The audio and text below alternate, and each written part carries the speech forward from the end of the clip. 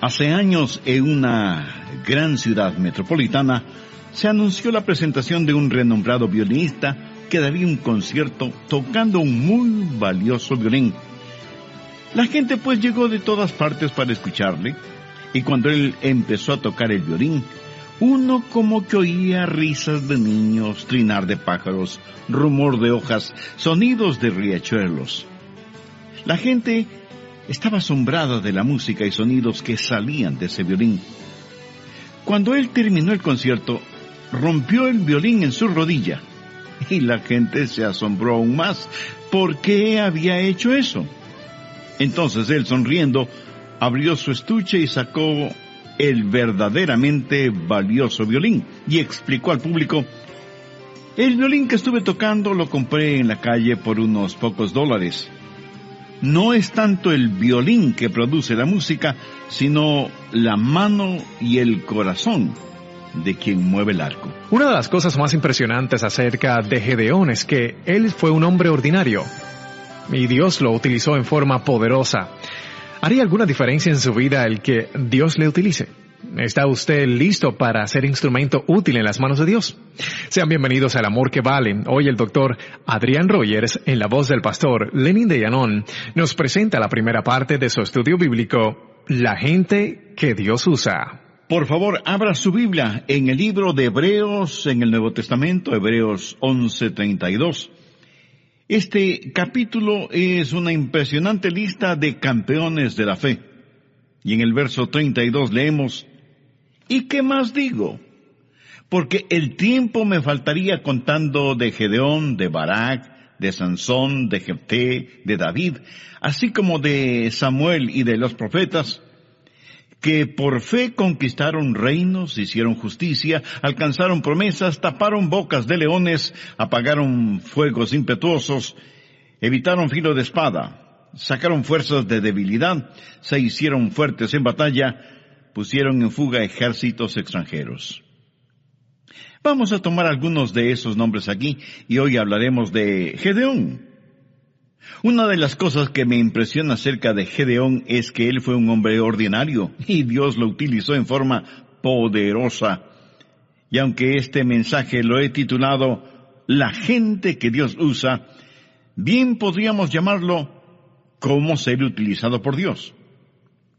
¿Le gustaría que Dios le use? Quiero decir, ¿haría alguna diferencia en su vida el que Dios le utilice? En la famosa tira cómica Peanuts, o Charlie Brown, el pequeño Lino estaba molestando a Lucy, y le decía: cuéntame una historia, cuéntame una historia, cuéntame una historia. Finalmente Lucy, desesperada, le dice: está bien, está bien. Había una vez un hombre que nació, vivió y murió. Y luego se cayó y siguió su camino. Y Lino comenta, como para ponerse a pensar, ¿verdad? Amigo, ¿va a ser eso verdad acerca de usted? Nacer, vivir y morir. Existir para vivir y vivir para existir. ¿Es eso todo en su vida? Escuché de un hombre llamado Willy que trabajaba para una organización. Un día Willy murió, y alguien fue a la oficina donde Willy trabajaba y dijo: me gustaría aplicar para ocupar el puesto de Willy, que él dejó vacante. Y le contestaron: Willy no dejó ningún puesto vacante. Qué triste, ¿no le parece? Y me pregunto, ¿cuántos de nosotros no dejaremos ningún puesto vacante cuando vayamos hacia la eternidad? ¿Hace alguna diferencia el que usted viva? ¿De qué sirve su vida frente a los demás? ¿Cuál es la clase de personas que Dios usa? Bien, vamos al capítulo 6 de Jueces para encontrarnos con Gedeón. Permítame darle el trasfondo de esta historia. Eran días difíciles en Israel. El diablo estaba como león rugiente y los enemigos de Dios estaban ganando victoria tras victoria. Parecía que el pueblo de Dios aparentemente había tirado la toalla. Ya no cantaban firmes y adelante. y todo lo que trataban de hacer era permanecer con vida. Y creo que así está nuestra presente generación, y estamos esperando milagros. Eso es lo que dijo Gedeón. ¿Dónde están los milagros de los cuales hemos oído?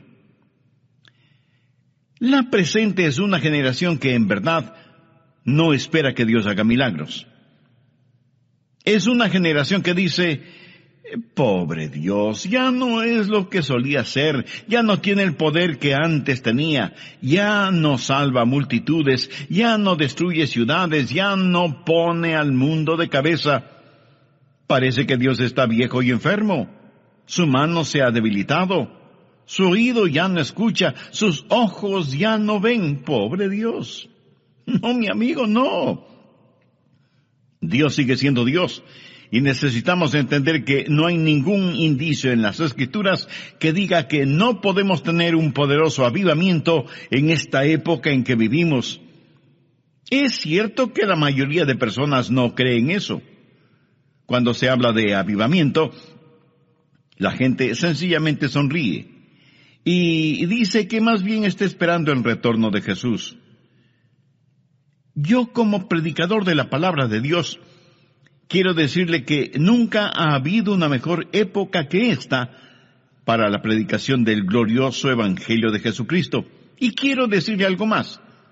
Dios le quiere a usted, señor. A usted, señora. A ustedes, jovencitos y niños. Dios los quiere en medio de todo esto porque Dios tiene un plan para su vida. Y debemos dejar de estar quejándonos y lloriqueando por estar viviendo en estos días de desafío. Jueces 6, desde el verso 11.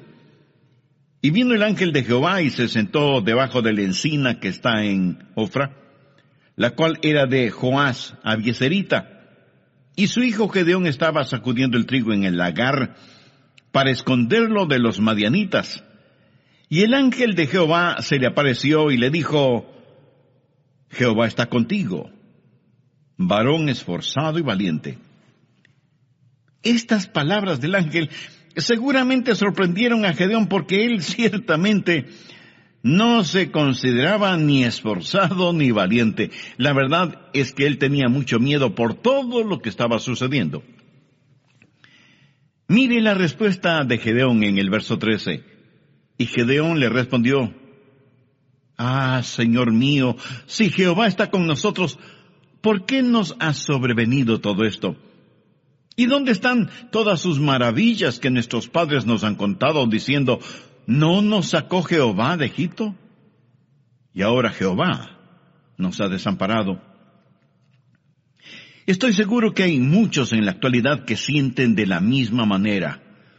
Oh, cuán maravillosos fueron los tiempos pasados, cuando Dios se manifestaba tan poderosamente, pero ahora Dios nos ha dado las espaldas, Dios nos ha olvidado. ¿Saben lo que Gedeón estaba tratando de hacer? Estaba tratando de culpar a Dios por todos los problemas. Gedeón estaba esperando en Jehová, pero la verdad es que Dios estaba esperando en Gedeón.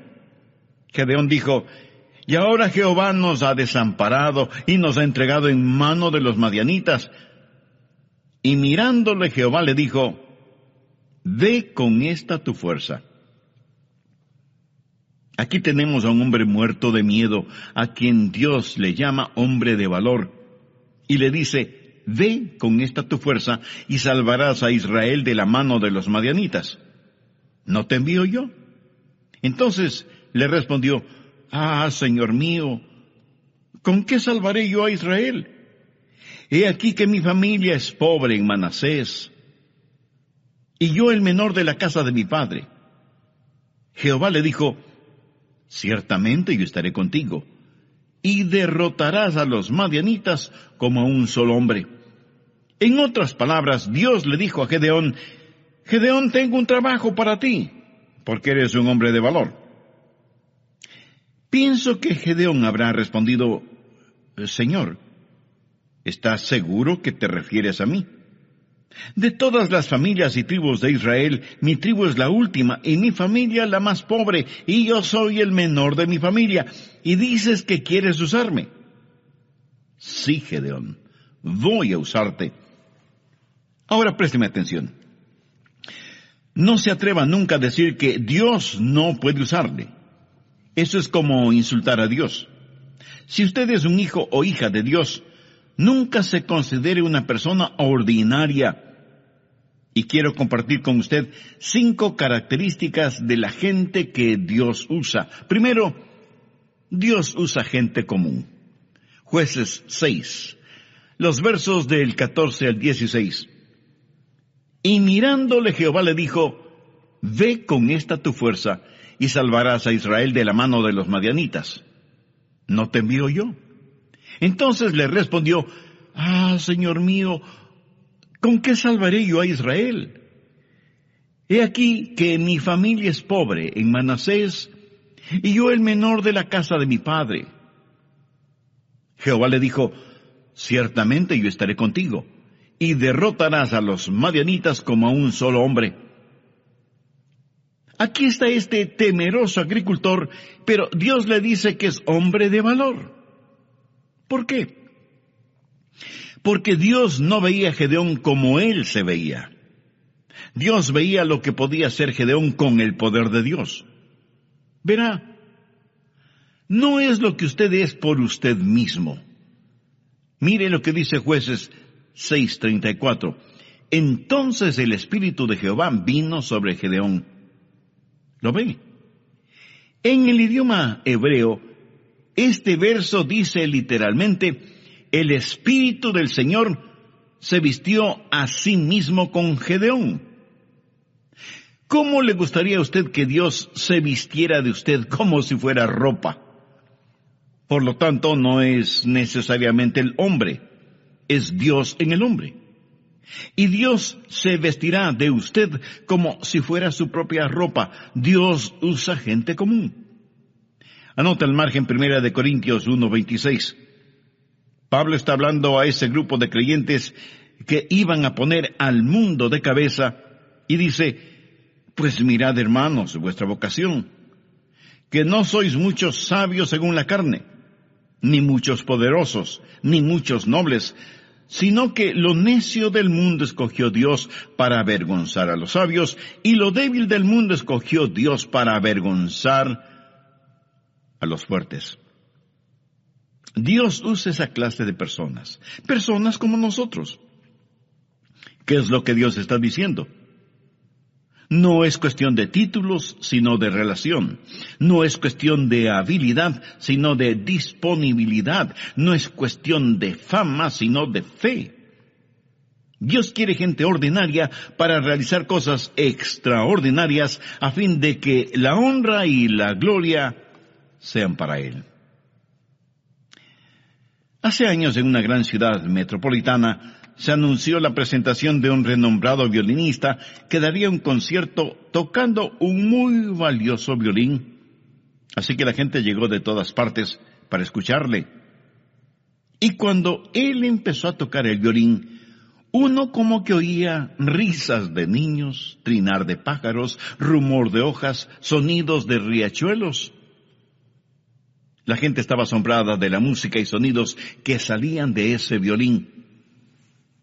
Y cuando él terminó el concierto, rompió el violín en sus rodillas y la gente se asombró aún más. ¿Por qué había hecho eso?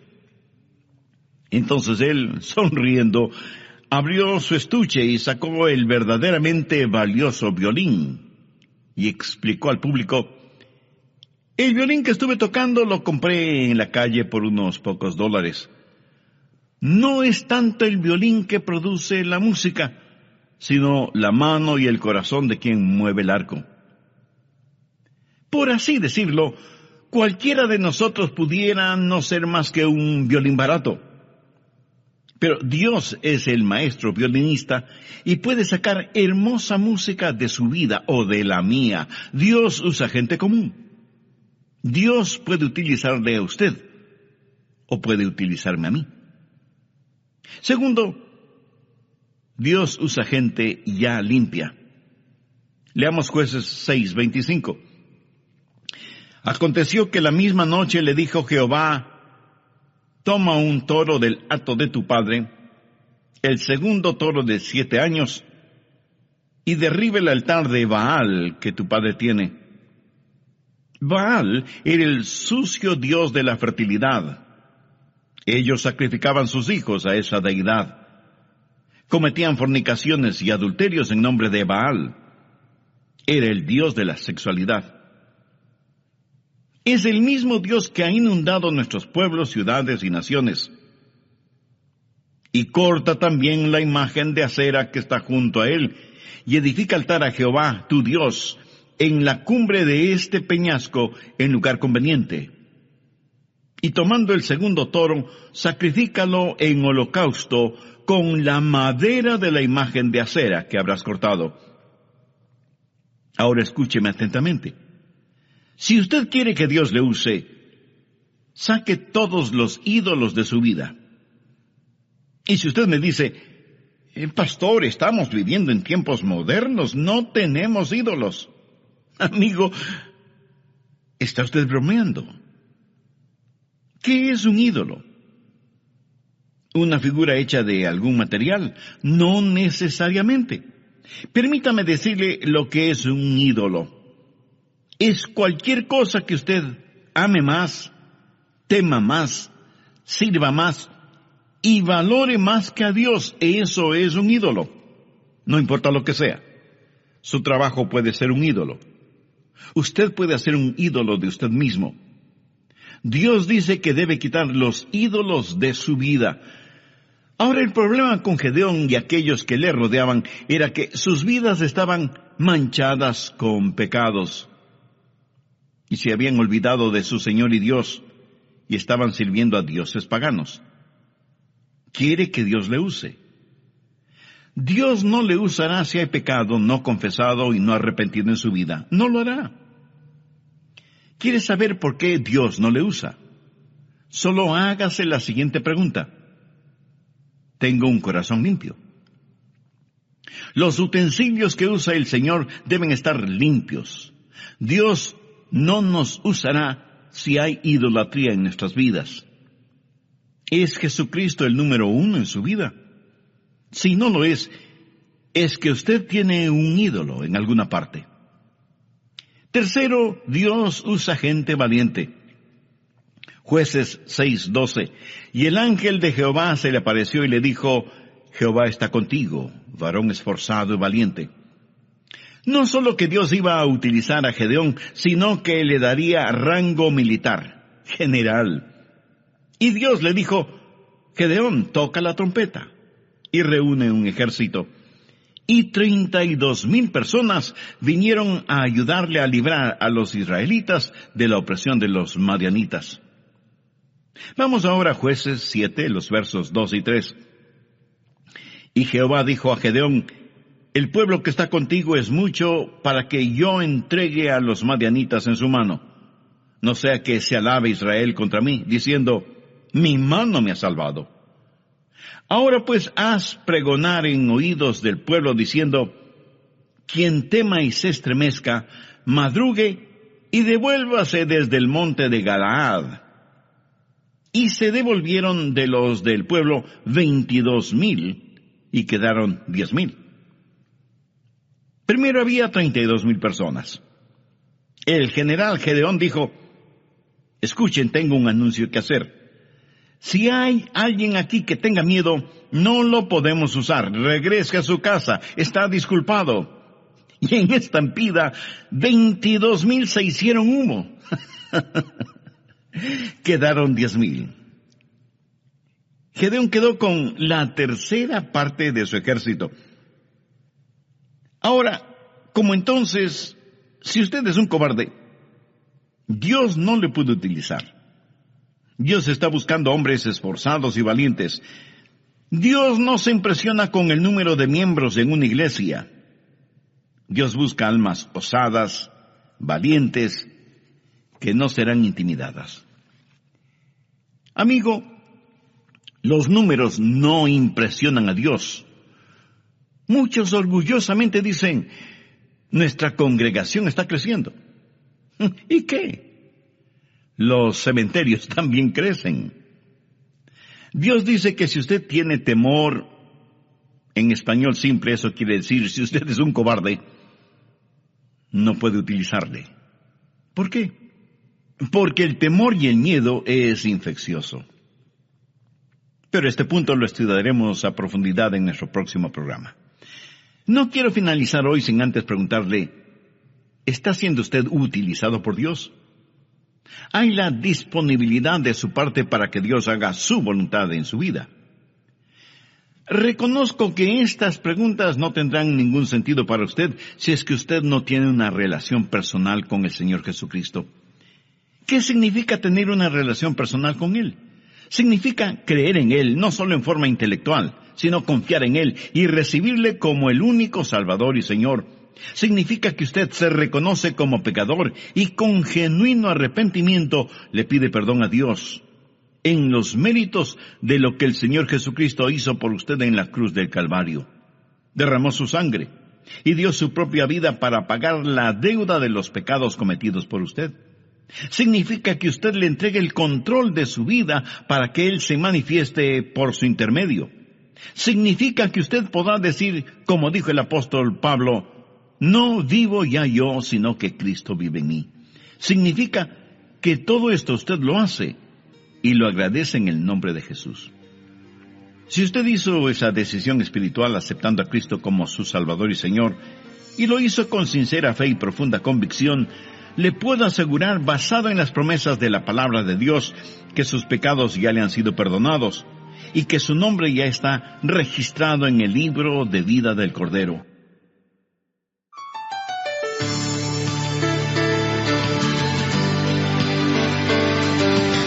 Se pensaba que solo las mujeres cuidaban su figura, pero en nuestros días los hombres también lo hacen. Es interesante el ver cuán cuidadosos somos con lo que tiene que ver con nuestra imagen, con lo externo, con las apariencias, pero cuán descuidados somos con nuestro interior, el ser espiritual. Si lo pudiéramos eliminar, ya lo habríamos hecho. Debemos ser muy cuidadosos y no jactarnos de que no hay nada de qué temer. Hay un diablo malévolo, cruel, engañador, que está tratando siempre de sabotear nuestras vidas. Como Pablo lo dijo, debemos mantener nuestro cuerpo bajo control, cuidarnos de lo que miramos en la televisión, en el cine o donde sea. Y no faltará quien diga, eso no me preocupa. Yo puedo mirar mujeres desnudas en la televisión y no me molesta en nada. Eso es lo que usted cree. Pero si así fuera, hay 3 cosas acerca de usted. Primero, usted no es un hombre. Segundo, usted es Superman. Y tercero, usted es un redomado mentiroso. Y creo que lo tercero es la verdad. Usted no puede tener fuego en sus manos y no quemarse. Nos complace darles la bienvenida a este programa del amor que vale. Hay un enemigo que es muy real y usted necesita estar en guardia, o Dios no podrá usarle. Ese enemigo es maestro del engaño y del camuflaje, y usa sofisticados métodos para vencerle. El doctor Adrián Rogers, en la voz del pastor Lenin de Llanón, nos entrega hoy la segunda parte de su estudio bíblico, La gente que Dios usa. ¿Es usted una persona que tiene miedo? Y usted me dirá, pastor, hay algunas cosas que me dan miedo. Bien, no estoy hablando de temores normales, como tener temor de las serpientes o el temor que se siente cuando, estando en un avión, ese avión es sacudido por una fuerte tormenta y nuestro corazón late aceleradamente. Hay miedos y temores normales. Son como autoprotectores, un instinto que Dios ha puesto en nosotros. Ahora, lo que sí es diferente es tener un espíritu de temor. ¿Ha visto usted a personas con un espíritu de temor? Veamos lo que dice Deuteronomio 28. Y volverán los oficiales a hablar al pueblo y dirán, ¿quién es hombre medroso y pusilánime? Vaya y vuélvase a su casa, y no apoque el corazón de sus hermanos como el corazón suyo. Dios dice que si hay una guerra, aquellos que tienen miedo no deben ir porque no solo que no serán buenos soldados, sino que infectarán a otros con su temor. Por favor, busque 1 Timoteo 1:7. Porque no nos ha dado Dios espíritu de cobardía, sino de poder, de amor y de dominio propio. ¿Qué es un espíritu de temor? Es como una neblina, simplemente está ahí, suspendido en el aire. No es como una tempestad o tormenta después de las cuales sale el sol. Si usted es un hijo o una hija de Dios, lleno con el Espíritu Santo, Dios le ha dado un espíritu de poder. Jesús dijo, recibiréis poder cuando haya venido sobre vosotros el Espíritu Santo. Permítame preguntarle, ¿ama usted al Señor? Dios nos ha dado el espíritu de poder y de amor y de dominio propio. Y esa expresión dominio propio literalmente significa una mente que no puede ser avasallada. Una mente que ve las cosas como son, que no tiene miedo de fantasmas, ni del siniestro ministro del miedo que es el diablo mismo. Sea lleno del Espíritu Santo y usted tendrá no solo la seguridad de que Dios podrá usarle, sino que también descubrirá que tiene una valentía fuera de lo común. Cuarto, Dios usa personas cautas. Estoy seguro que de inmediato usted me dirá que eso es contradictorio. Pues no lo es. Veamos Jueces 7, los versos del 4 al 8. Y Jehová dijo a Gedeón, aún es mucho el pueblo, llévalos a las aguas, y allí te los probaré. Y del que yo te diga, vaya este contigo, irá contigo. Mas de cualquiera que yo te diga, este no vaya contigo, el tal no irá. Entonces llevó el pueblo a las aguas, y Jehová dijo a Gedeón, cualquiera que lamiere las aguas con su lengua como lame el perro, a aquel pondrás aparte. Asimismo, a cualquiera que se doblare sobre sus rodillas para beber. Y fue el número de los que lamieron llevando el agua la mano a su boca, 300 hombres. Y todo el resto del pueblo se dobló sobre sus rodillas para beber las aguas. Entonces Jehová dijo a Gedeón, con estos 300 hombres que lamieron el agua, os salvaré, y entregaré a los madianitas en tus manos. Y váyase toda la demás gente, cada uno a su lugar. Y habiendo tomado provisiones para el pueblo y sus trompetas, envió a todos los israelitas cada uno a su tienda, y retuvo a aquellos 300 hombres, y tenía el campamento de Madián abajo en el valle. Dios dijo, muy bien, Gedeón, has enviado a los temerosos a sus casas, pero hay que hacer otra prueba. Trae a tu gente junto a la fuente de Arod, y diles que beban. Este valle es muy caliente. Yo he estado en ese valle y junto a esa fuente.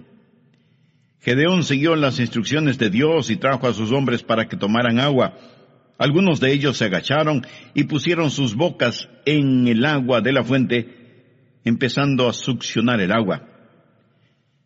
¿Puede usted imaginarse lo vulnerable que se vuelve un hombre frente a su enemigo cuando está en esa posición? Y la Biblia dice que el enemigo estaba muy cerca.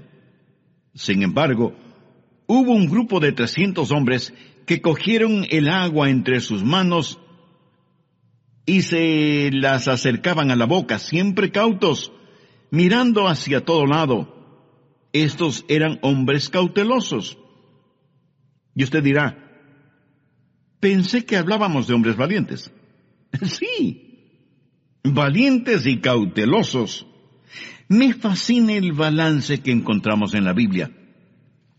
Mientras en una parte nos dice que no debemos ser amedrentados por nuestros adversarios, en otra nos aconseja estar sobrios y vigilantes, porque vuestro adversario, el diablo, como león rugiente, busca a quien devorar.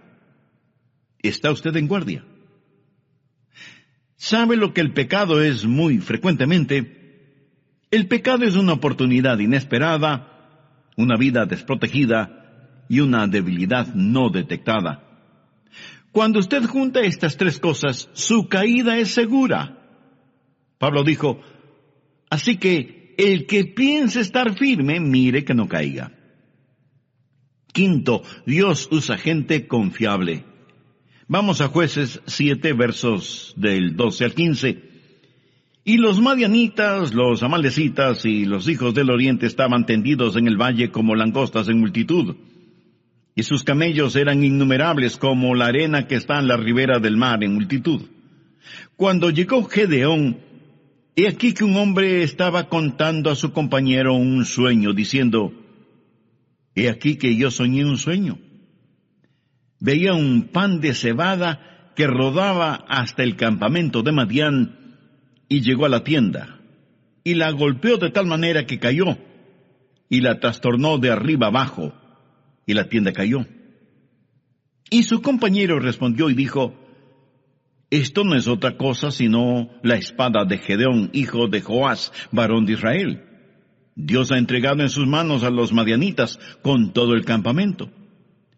Cuando Gedeón oyó el relato del sueño y su interpretación, adoró, y vuelto al campamento de Israel dijo, levantaos, porque Jehová ha entregado el campamento de Madián en vuestras manos. Lo que sucedió fue lo siguiente. Aquí está un hombre que es un hombre común, que es un hombre valiente y que es un hombre cauto.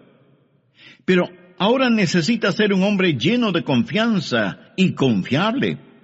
Necesita entender que Dios está con él, así que el Señor hace algo por él. Le dice, Gedeón, quiero que busques un compañero y que vayas al campo enemigo a hacer un reconocimiento y ver qué está pasando.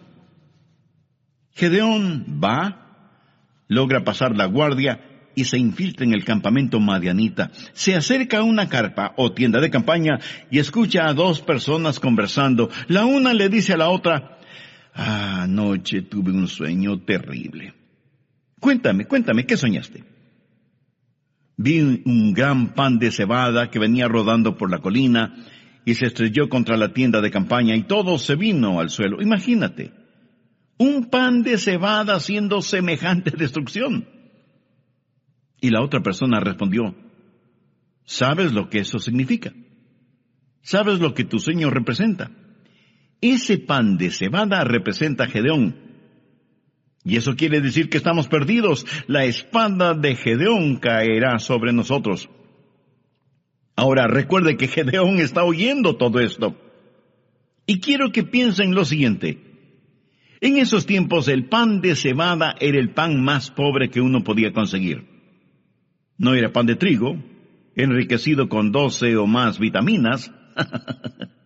Era el pan pobre para los pobres.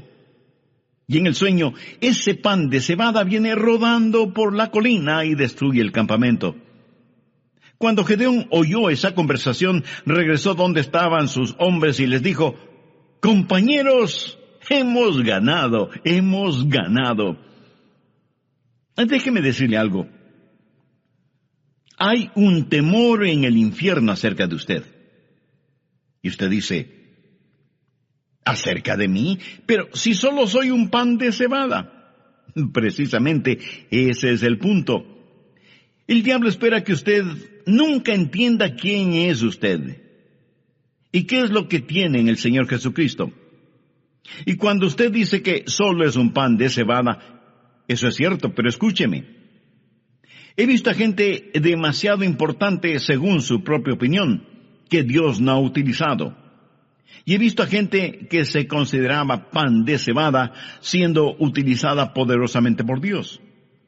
Dios quiere tomar gente ordinaria para realizar cosas extraordinarias. Por eso usted debe asegurarse de que su corazón está limpio y usted esté lleno del Espíritu. Un tigre y un león se encontraron junto a un lago para beber agua. El tigre le preguntó al león, ¿por qué te pasas rugiendo como un verdadero necio? Y el león le contestó con un brillo de astucia en sus ojos, amigo, eso no es necedad. Me llaman el rey de la selva porque me hago buena propaganda. Un conejito escuchó esta conversación y corrió como un rayo hacia su madriguera. Él pensó en imitar el plan de león, pero cuando quiso rugir, lo único que salió de su garganta fue un débil gritito. Un zorro que pasaba por ahí ese momento oyó ese gritito, se acercó a la madriguera para investigar y terminó comiendo un sabroso fricasé de conejo. Moraleja: cuando usted quiere hacerse propaganda, asegúrese de que tiene los atributos necesarios. Escuche, usted tendrá los atributos necesarios si su corazón está limpio y está lleno con el Espíritu Santo. Bien pudiera ser que usted sea solo un pan de cebada, pero Dios quiere usarle. El verdadero temor que hay en el infierno es porque uno de estos días los hijos de Dios van a descubrir qué es lo que son y qué es lo que tienen en el Señor Jesucristo. ¿Es usted conocido en el infierno? Ya veo su reacción. Pero, pastor, ¿cómo se le ocurre semejante cosa? Bueno, no se enoje. Solo era una pregunta. Yo sí quiero que mi nombre esté en la pizarra de anuncios del infierno. Quiero que haya un cartel con mi foto que diga: atención, este es Adrian Rogers, es muy peligroso. Y aunque solo es pan de cebada, es muy peligroso porque está armado con la espada de la palabra de Dios. Usted no puede tener su nombre en el salón de los campeones en el cielo, a menos que su nombre sea conocido y temido en el infierno. En el libro de los Hechos encontramos a unos hombres, de hecho, 7 hijos de un sacerdote judío llamado Esceva. Veamos Hechos capítulo 19, verso 13. Pero algunos de los judíos exorcistas ambulantes intentaron invocar el nombre del Señor Jesús sobre los que tenían espíritus malos, diciendo: os conjuro por Jesús, el que predica Pablo. Ellos no tenían un conocimiento personal de Jesús. Sabían acerca de él por la predicación de Pablo. Ahora ponga mucha atención al verso 15. Pero respondiendo el espíritu malo dijo: a Jesús conozco, y sé quién es Pablo. Pero vosotros, ¿quiénes sois? Por favor, no pase por alto las consecuencias de la falsa religión. Vea lo que dice el verso 16. Y el hombre en quien estaba el espíritu malo, saltando sobre ellos y dominándolos, pudo más que ellos, de tal manera que huyeron de aquella casa desnudos y heridos. Eso es religión de segunda clase. Ellos no dijeron: en el nombre de Jesús, a quien conocemos. Dijeron: en el nombre de Jesús, el que predica Pablo. Esa es religión de segunda clase. Usted no puede ir por ahí diciendo: en el nombre de Jesús, del cual predica el pastor Rogers. No. Amigo, su nombre necesita ser conocido en el infierno. Los demonios necesitan saber que usted es alguien, una persona ordinaria, pan de cebada, común, pero valiente, cauto, confiable, que está siendo usada por Dios. Dios les dio la victoria ese día. ¿Quiere usted vivir victoriosamente o simplemente se dirá de usted que nació, vivió y murió? ¿Qué diferencia hará usted en el mundo? ¿De qué va a servir su vida? Y por favor, no me venga con el cuento de que usted solo es una persona común, ordinaria. No me diga que es demasiado viejo, o demasiado joven, o demasiado pobre, o falto de educación formal. Recuerde que no muchos nobles, influyentes o poderosos son llamados. Y no lo son, no porque Dios no pueda ni quiera usarlos, sino porque sus intereses son muy personales y terrenales. Es cierto que a lo mejor Dios no le use a usted en la forma que utiliza a otra persona. Por favor, no sea celoso de la forma en que otras personas son utilizadas por Dios. Después de todo, esa es una decisión de Dios, no suya. Usted no puede escoger su lugar de servicio. Pero si usted se pone a las órdenes de Dios, Él le usará. Yo creo eso con todo mi corazón. Anhelo que usted también lo crea. Debemos pedir a Dios que nos ayude como personas y como iglesias para estar listos a pelear la batalla que todavía